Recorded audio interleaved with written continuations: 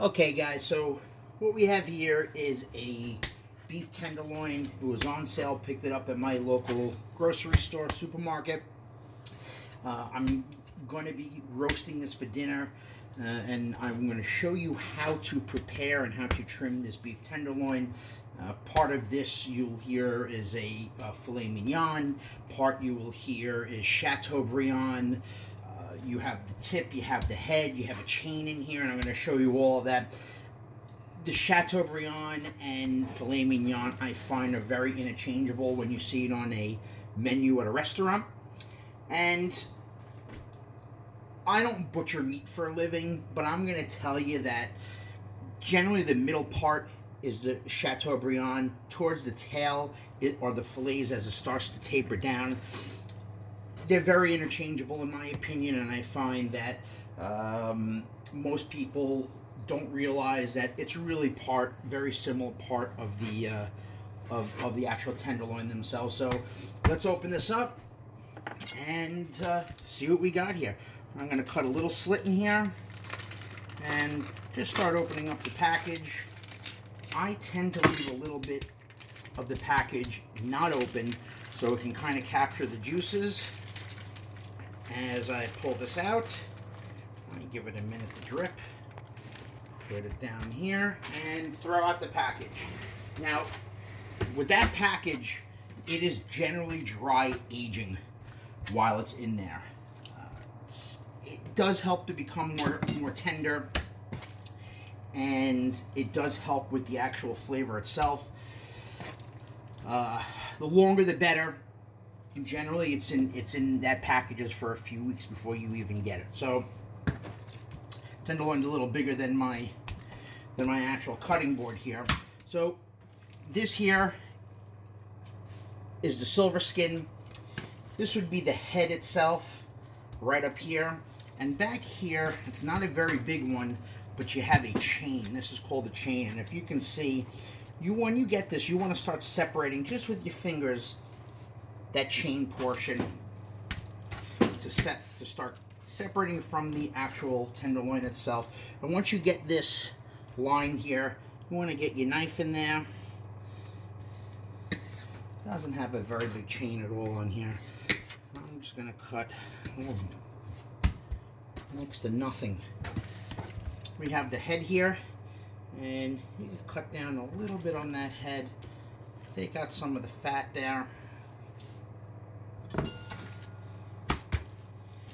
Now, what you want to do is take that silver skin that you're going to get right on top, get your fillet knife underneath it. Now, you could do it one of two ways. You could either pierce it and start trimming and keep your knife up a little bit, or you can turn it over like you're going to fillet or take the skin off of a piece of fish.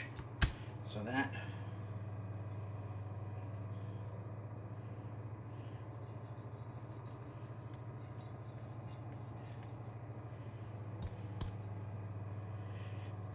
that. There's nothing you can do with the silver skin. You absolutely have to take it off. It is not edible. It will not break down in the oven as you roast. And as I start to cut, I like to start keeping it in the proper form.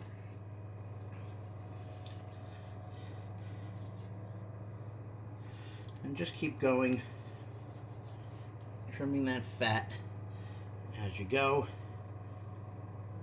And that silver skin. Now, I'm butchering this to roast the whole entire thing. What I often will do is take the actual head portion off, which is that top portion. You can slice it right off and use that as a roast, and then you could slice off the tail too to give you a little bit of meat for a stew. It's great for a beef bourguignon. It doesn't have a lot of fat in it, so some people might not use it for a stew, but it is good to use. You could cut it up for chili. You can make a steak tidbit. Really anything that you want, you can do with that. All right, So we have a little bit more of the head to trim here.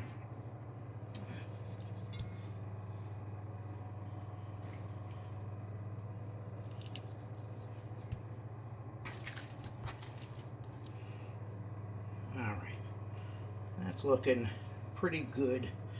This side, we got a little pocket. Always get that little pocket by the head of the fillet, or the head of the tenderloin, and flip it over. See what the back side looks like. And you don't have too much fat here. It's actually not a fatty piece at all.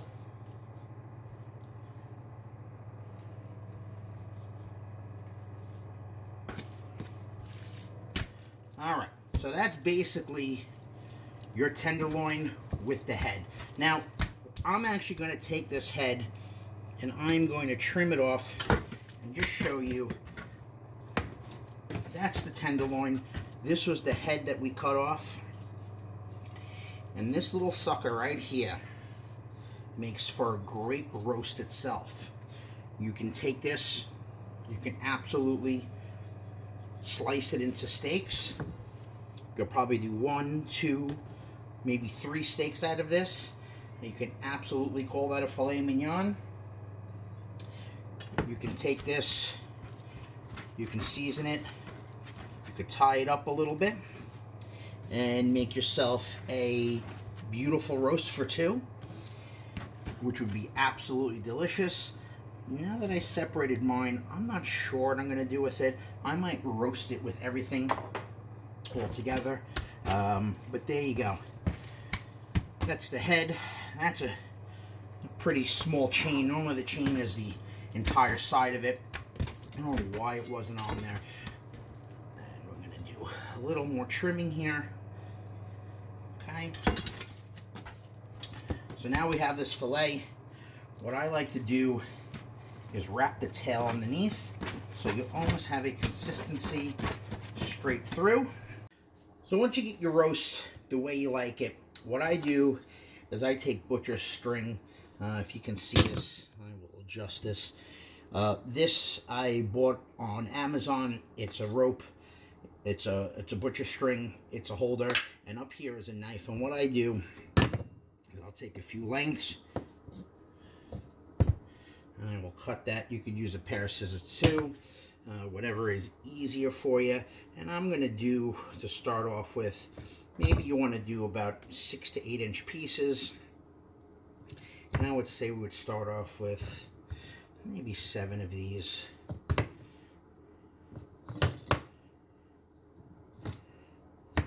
And you're going to use this to tie this up.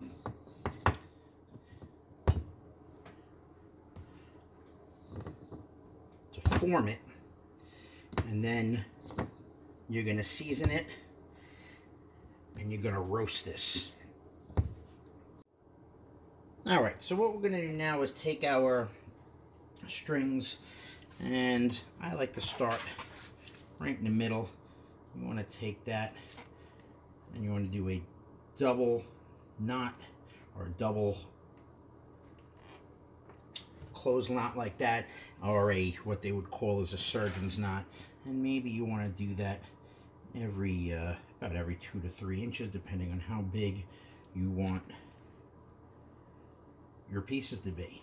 Now I might make the decision once this is cooked to put it on my meat slicer and actually slice it. I do have a bunch of people coming over, so instead of making actual steaks with it, I might slice them about 1/4 inch thick and put them in a pan. I'll put them in a serving dish with some type of sauce, béarnaise sauce or red wine sauce, basically whatever you feel like that day. Now with the back of it, where we have this long piece here, I actually fold it underneath so it mimics the thickness of the rest of the roast, and I will put a string on that right away to keep that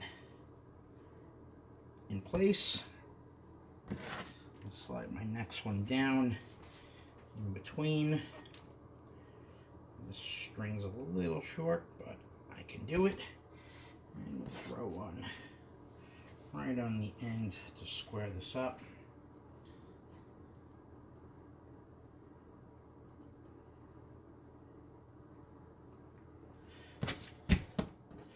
And maybe we'll get one more right on the end here.